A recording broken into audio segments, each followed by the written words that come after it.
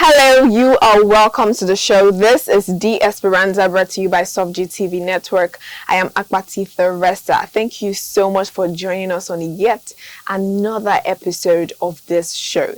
Today, we will be talking about the effect of teenage pregnancy. We'll talk about how teenage pregnancy affects the children, how it affects the mother herself, and also how it affects the entire community. That is what we're dealing with today. Let's go for a short break. When we come back, we'll dive deeper into this topic. Stay with us.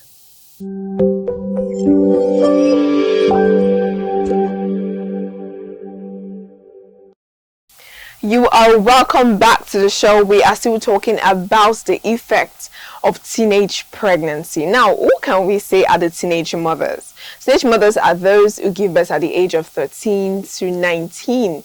They give birth to another child, who of course is a child. So it's more like a child giving birth to another child. And this particular issue is so incessant, especially in Nigeria today, and of course in different parts of the country. I'm talking in the northern part.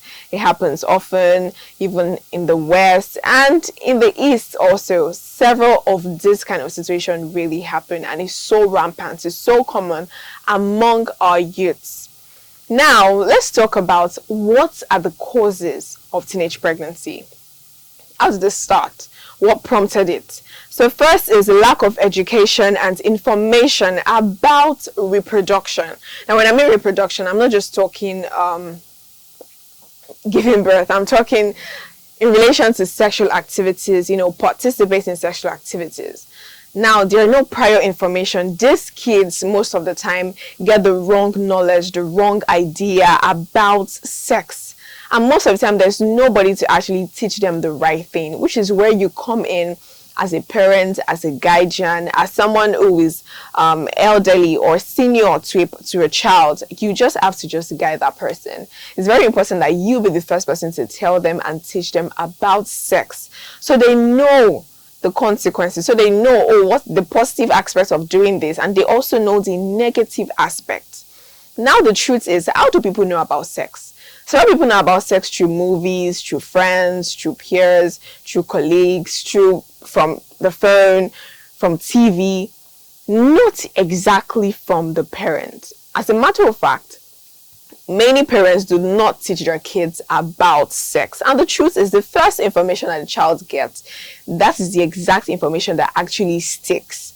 So even after people have told them about sex, and then you're coming to give them a more different opinion, it's more like it's contradicting the first one. And most of the time, they might not be able to listen to the one that you have to say. So it's more like your words are falling into rocks. They're falling into bare ground, and they're not going to spring up.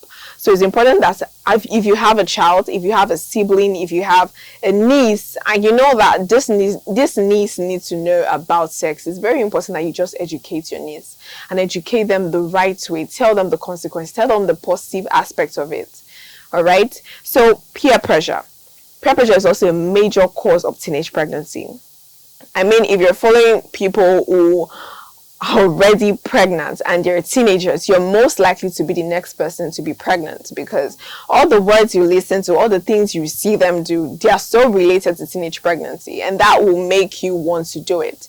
It's more like it's just a rub-off. It will be like a rub-off. So the truth is, peer pressure is a major aspect of it. If you have friends who are participating in such activities, you are most likely to be the next person to do it. So if you know that they are doing this thing and you don't want to do it, it's more important for you to just cut off and go your way and try to mingle more with people who are not doing all these things, and just try to be your own, like know what you're doing and just stick. Don't be under pressure. Don't be influenced by them. Choose your own route, choose your own path, and stay on that path, because teenage pregnancy is is a very, very heartbreaking situation, especially when you did not plan for it at all. Next is early engagement of sexual activity. And that means when a child has been raped, from childhood. I'm talking 5, 8, 10. The child already knows about sex. The child have already participated in sexual activities. The child is prone to actually go back to those sexual activities because the child already have prior experience. So that actually happens. And then by the time the child is 19, 18, 17. The child just wants to taste that old situation again. And at the end of the day, without using protection, the child ends up pregnant. Several people have that kind of stories, right? Lack of positive family interaction. The family is the first person that will show you love. So if there is no family bonding, the child will want to bond with someone outside, with someone that they can't not even see. With someone that, okay, of course, with someone that they actually can see, but with someone that, they might not really like, but because the person is showing them love, they will just want to just bond with that person.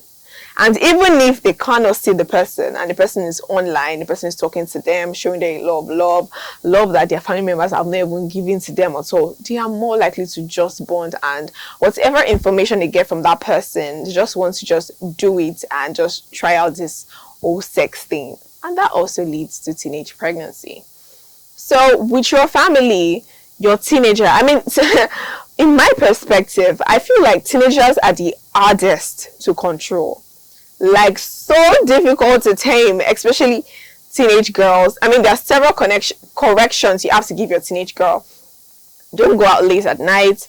Come back early. If you're leaving, watch where you're going to. Don't wear this, don't wear that, don't do this, don't do that. You just have to just keep telling them so it sticks to their head. But sometimes, because that sweet 16 is so sweet and they just want to just, vibe to what is going on, they just end up falling, and it's so painful. It's so painful. So please, if you're correcting that child, keep correcting the child. Wake up that child 4 a.m. in the morning, talk to the child, see, this is it, but don't let guys deceive you. Don't fall for their traps. You need to wake up, don't sleep. If they're giving you stories, back-to-back stories, oh yes, I'll do this, I'll do that, you need to open your eyes and be smart and sharp. And don't fall for their trap at all. And if you have friends that are trying to confuse you, please don't be confused. Stay in your stand. Choose that stand and just stay there, and don't let anybody push you or influence you to do something you do not want to do. So it's very important that you keep talking to that child, build that bond with that teenager. Your teenage girl needs that bonding. If you are not showing her love, a guy out there will show her love, and she just wants to just fall for that person. And if, of course, the guy just wants to just deceive her, and she's not coming back to you for parental advice and all of that, try to also push yourself on her and just, baby girl, please tell me what is going on. Because teenage girls can actually bottle up a whole lot of things, but they will always want to talk. They're always looking for people to talk to and just get advice from. And you are that first person. If you're an aunt to a teenage girl, please be there for her, because she needs you so she doesn't fall. Lack of parental supervision is also a major cause of teenage pregnancy. You are not regulating what your children watch on TV. You're not regulating what they see online. You're not checking them out. You're not asking them questions. You're not getting to know them inside out. This could lead to very, very fatal effects, so bad. So it's very important that you try to just watch what they watch. Try to engage in the movies they engage in, and just ask them a few questions and, okay, what do you think about this? What do you think about that? And even when those things play on TV, also correct them that this is wrong and you're not supposed to be doing this now. It's not for your age group. Very, very important that you do that. And even while your child is still young, 6, 8, 9, you're not going to leave a 7-year-old child to watch Telemundo or to watch, programs that show sexual scenes. It's just a bad telling them, because sooner or later they will start thinking about those things.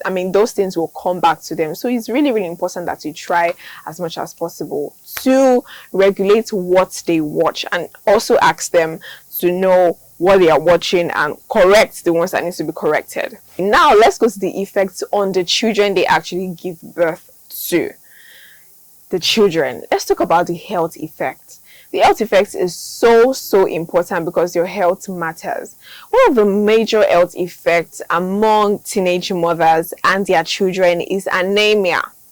Anemia is the reduction in the number of red blood cells in the blood. So it's more like they literally have very, very low blood in their body.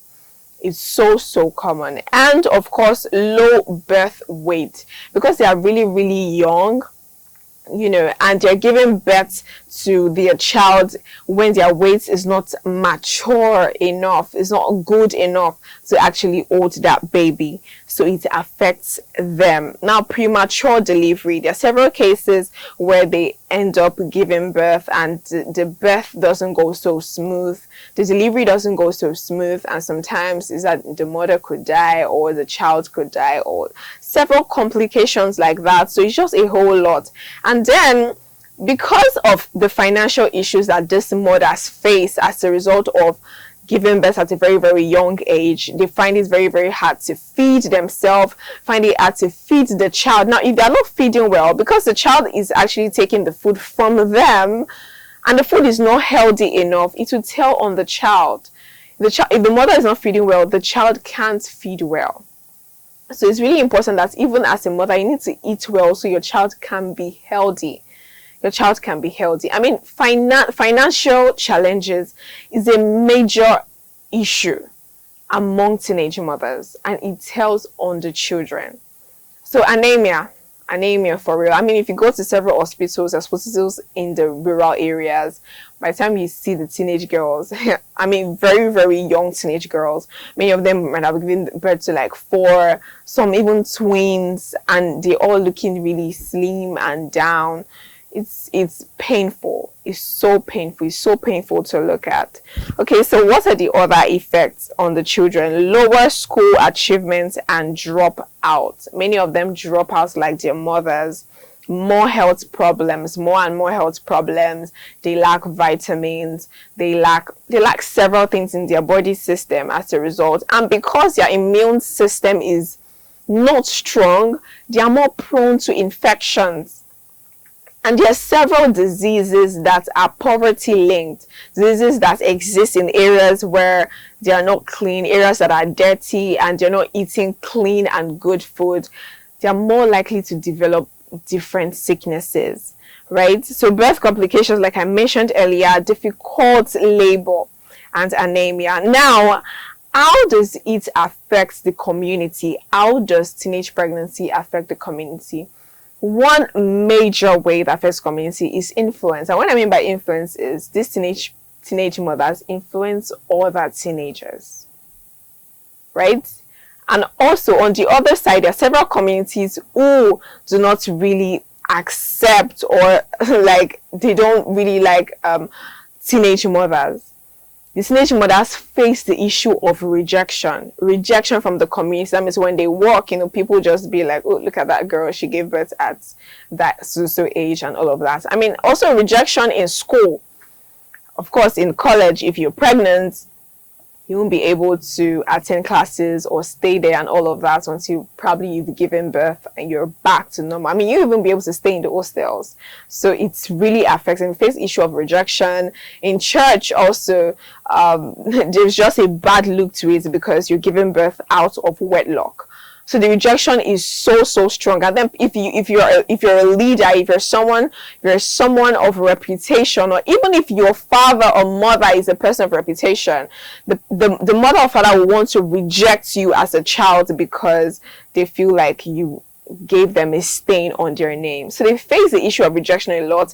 And of course, from rejection, there are other consequences, which is depression, financial issues, anxiety, panic attacks, and all of that. So rejection is just a push to the several other issues that will come up after they are being rejected or after they've gotten pregnant. Also, rejection from the family, rejection from friends, rejection from colleagues at work, and all of that. Now, this particular rejection might not be the same situation for every other people. There are some other people who might get pregnant out of wedlock pregnant, like they are not married yet, and then they're still accepted by the community, depending on how the community views things, and also the love they have for the person. They might just overlook it and say, you know what, you are loved. That doesn't mean you should kill the child. And of course, there are several communities where abortion is not allowed, and they'll just be happy with you that, you know what, this person did not kill the child. I mean, you just need to celebrate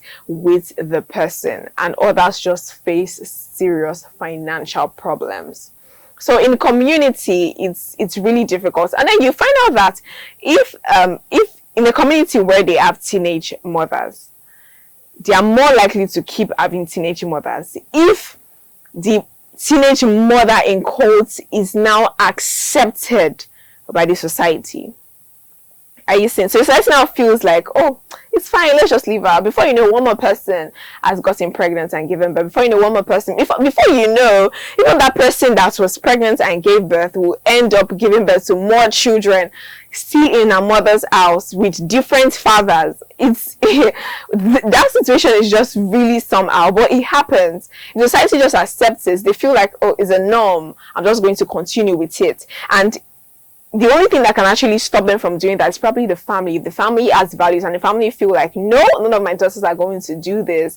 You are my daughter. You have to stay clean and stay fresh. You're not going to give birth except you are married. And that particular law really just stands and make the child to just be focused.